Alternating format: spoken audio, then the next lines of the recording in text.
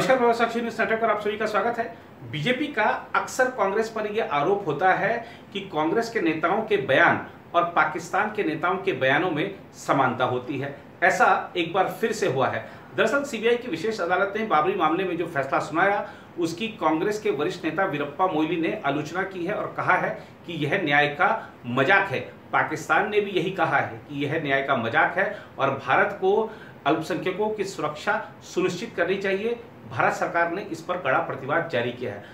अदालत का जब फैसला आया तो आप देखिए कि सरकार से जुड़े जितने भी लोग हैं बहुत संयमित रुख उन्होंने दिखाया, लेकिन कांग्रेस के नेता अगर इस तरह से सार्वजनिक आलोचना करेंगे अदालत के फैसले की, तो ये एक अच्छा संदेश नहीं जाता है। हमारी न्यायपालिका के प्रति एक अविश्वास की भावना बनती है। अगर आप न्यायालय के किसी फैसले से खुश नहीं है तो आपके पास ये अधिकार होता है कि आप ऊपरी अदालत में जाएं, लेकिन खुलेआम ऐसी आलोचना करना और ऐसे संवेदनशील मामलों में इस तरीके का व्यवहार दिखाना ऐसे वरिष्ठ राजनीतिज्ञ से इसकी अपेक्षा की नहीं जाती।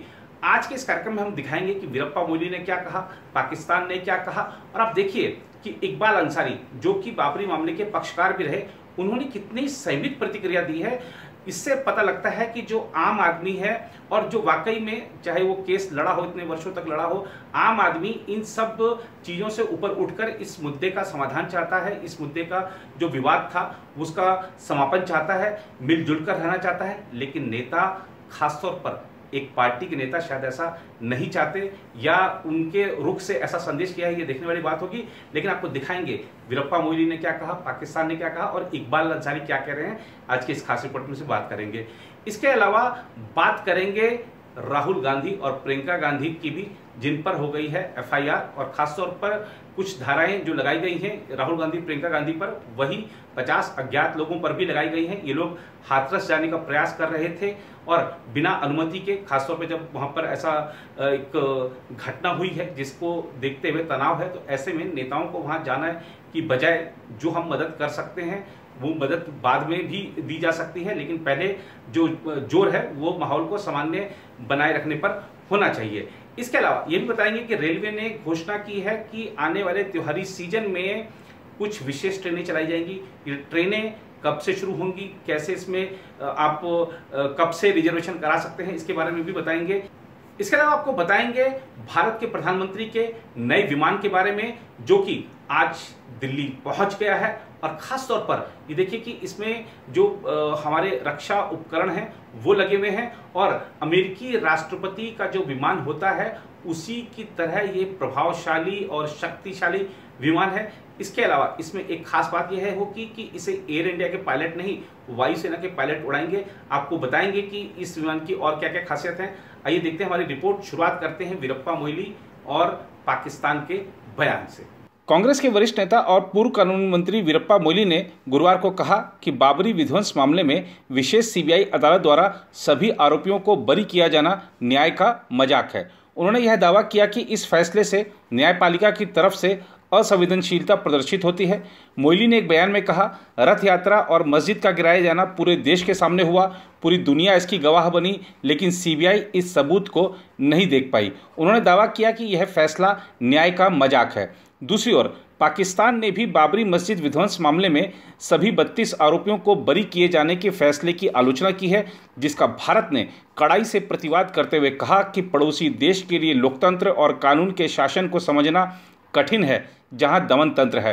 गौरतलब है कि पाकिस्तान के विदेश मंत्रालय ने बुधवार को बाबरी मामले में सभी आरोपियों के बरी किए जाने की निंदा की थी और भारत सरकार से आग्रह किया था कि अल्पसंख्यकों और खासकर मुस्लिमों एवं उनके पूजा स्थल की सुरक्षा सुनिश्चित करें। विदेश मंत्रालय के प्रवक्ता अनुराग श्रीवास्तव ने एक ऑनलाइन संवाददाता सम्मेलन में कहा, भारत परिपक्व लोकतंत्र है जहां की सरकार और लोग अदालत के फैसले का पालन करते हैं और कानून का सम्मान करते हैं। उन्होंने कहा, दमन तंत्र वाली व्यवस्था को इस तरह के लोकतांत्रिक मूल्यों के बारे में समझना कठिन होगा जहां प्रतिष्ठान की इच्छा पर लोगों और अदालतों को दबाया जाता है। देखिए, आगे हमारी कोई रणनीति नहीं है, क्योंकि सुबह जो है मंदिर मस्जिद का फैसला जो है वो 9 नवंबर को ही आ चुका था। 9 नवंबर को जो हमने कोर्ट का फैसला मान लिया, तो आज भी जो है इस फैसले को भी मानेंगे और मान लिया हो, क्योंकि ये मुकदमा तो ऐसा था, सीबीआई का मुकदमा था, सारे साक्ष्य और गवाह वो सीबीआई के पास थे।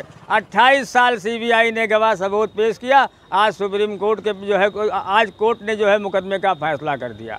हिंदू मुसलमानों का एक विवाद खत्म। और पहले भी हम कोर्ट का सम्मान करते थे, आज भी हम कोर्ट का सम्मान करते हैं।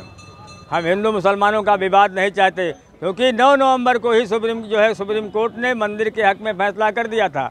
सब विवाद खत्म हो चुका था। तो 1 साल लग गया, क्योंकि बहुत से लोग इसके अंदर जो जिंदा हैं वो बुजुर्ग हैं, बहुत से लोग नहीं हैं। तो कम से कम लोगों को एक राहत तो मिली। लोगों के एक दिमाग में ये हेडक रही कि हमारा मुकदमा जो है सीबीआई का मुकदमा है, बाबरी विध्वंस का मुकदमा है, चल रहा है। तो आज कम से कम ये दिमाग से लोगों को से निकल गया, ये मुकदमा ख़त्म हो गया।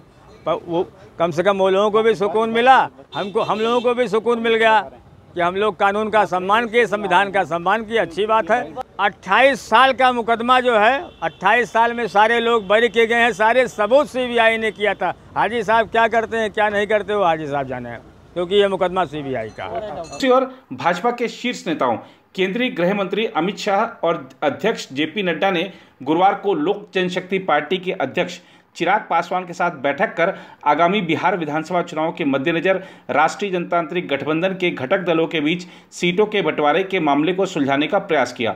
लोजपा सूत्रों के मुताबिक पासवान ने इस बैठक में बिहार के मुख्यमंत्री और एनडीए के प्रमुख घटक दल जनता दल यूनाइटेड के अध्यक्ष नीतीश कुमार को लेकर पार्टी की शिकायतों से अवगत कराया। इस दौरान उन्होंने 143 सीटों पर चुनाव लड़ने के पार्टी के अंदरूनी दबाव के बारे में भी भाजपा नेताओं को बताया। लोजपा नेता ने बताया कि बैठक में सीटों के बंटवारे को लेकर कोई निर्णय नहीं हुआ है। उक्त नेता ने बताया कि शाह ने बैठक में स्पष्ट किया कि लोजपा के साथ भाजपा का कोई मतभेद नहीं है। अमित शाह पहले नड्डा के आवास पर पहुंचे, बाद में चिराग पासवान भी इस बैठक में शामिल हुए। इस बीच रेलवे बोर्ड के अध्यक्ष और सीईओ वीके यादव ने गुरुवार को बताया कि भारतीय रेल त्योहारी सीजन में 15 अक्टूबर से 30 नवंबर के बीच 200 विशेष ट्रेनें चलाने की योजना बना रही है। रेलवे ने फिलहाल सभी सामान्य यात्री ट्रेनों को अनिश्चितकाल के लिए रद्द कर दिया है। ये ट्रेनें 22 मार्च से रद्द हैं। रेलवे ने दिल्ली को देश के विभिन्न भागों से जोड़ने वाली 15 विशेष राजधानी ट्रेनें का संचालन 12 मई से और 1 जून से लंबी दूरी की 100 ट्रेनों का संचालन शुरू किया। रेलवे 12 सितंबर से 80 अतिरिक्त ट्रेनें भी चला रही है। यादव ने कहा, हमने जोन के महाप्रबंधकों के साथ बैठक कर निर्देश दिया है कि वे स्थानीय प्रशासन से बातचीत कर कोरोना वायरस संक्रमण की स्थिति की समीक्षा करें। उनसे रिपोर्ट मांगी गई है और इसी आधार पर फैसला होगा कि त्योहारी सीजन में कितनी विशेष ट्रेनें चलाई जाएं। फिलहाल हमारा अनुमान है कि करीब 200 ट्रेनें चलेंगी, लेकिन यह हमारा अनुमान है, संख्या और ज़्यादा भी हो सकती है। यादव ने कहा कि रेलवे ने राज्य सरकार की ज़रूरतों और महामारी के हालात को देखते हुए यात्री सुविधाओं की रोज समीक्षा करने का फैसला किया है। उन्होंने कहा, जहां तक यात्री ट्रेनों की बात है, हम ट्रेनों की ज़रूरत, यातायात और कोविड-19 के हालात की रोज समीक्षा करेंगे। जहां भी ज़रूरत होगी हम ट्रेनें चलाएंगे। उधर राष्ट्रपति, उपराष्ट्रपति और प्रधानमंत्री की यात्रा के लिए विशेष रूप से निर्मित B777 विमान गुरुवार को अमेरिका से भारत पहुंच गया।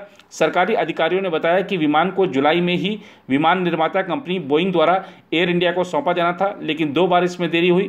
पहली बार कोविड-19 महामारी के कारण देरी हुई, फिर तकनीकी कारणों से इसमें कुछ हफ्तों की देरी हुई। एयर इंडिया वन लिखा विमान गुरुवार को अपराह्न लगभग 3 बजे टेक्सास से दिल्ली हवाई अड्डे पर उतरा। अधिकारियों ने बताया कि बोइंग से विमान प्राप्त करने के लिए एयर इंडिया के वरिष्ठ अधिकारी अगस्त में ही अमेरिका पहुंच गए थे। उन्होंने कहा कि वीवीआईपी की यात्रा के लिए एक और विशेष रूप से निर्मित B777 विमान बाद में बोइंग से प्राप्त होने की संभावना है। ये दोनों विमान 2018 में कुछ महीनों के लिए एयर इंडिया के वाणिज्यिक बेड़े का हिस्सा थे, जिन्हें फिर वीवीआईपी यात्रा के लिए इसे विशेष रूप से पुनर्निर्मित करने के लिए बोइंग भेज दिया गया। अधिकारियों ने बताया कि दोनों विमानों की खरीद और इनके पुनर्निर्माण की कुल लागत लगभग 8,400 करोड़ रुपए आंकी गई है।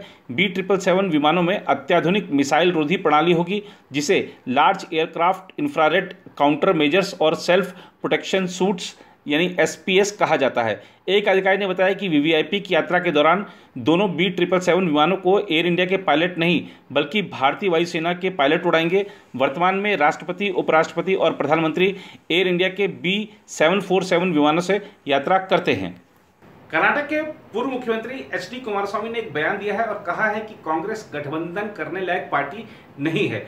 कर्नाटक में कुछ सीटों पर उपचुनाव होने हैं और इस तरीके के कयास लग रहे थे कि शायद कांग्रेस और जेडीएस का गठबंधन हो जाएगा, लेकिन कुमारस्वामी ने ऐसी किसी संभावनाओं को नकार दिया है और कहा है कि कांग्रेस गठबंधन धर्म का पालन करना नहीं जानती, इसीलिए इस पार्टी के साथ कभी भी गठबंधन नहीं किया जाना चाहिए। तो कांग्रेस जहां एक तरफ विभिन्न विरोधी दलों के अगुवा के रूप में खुद को देखती है, कर्नाटक के पूर्व मुख्यमंत्री का यह बयान अपने आप में काफी महत्वपूर्ण हो जाता है।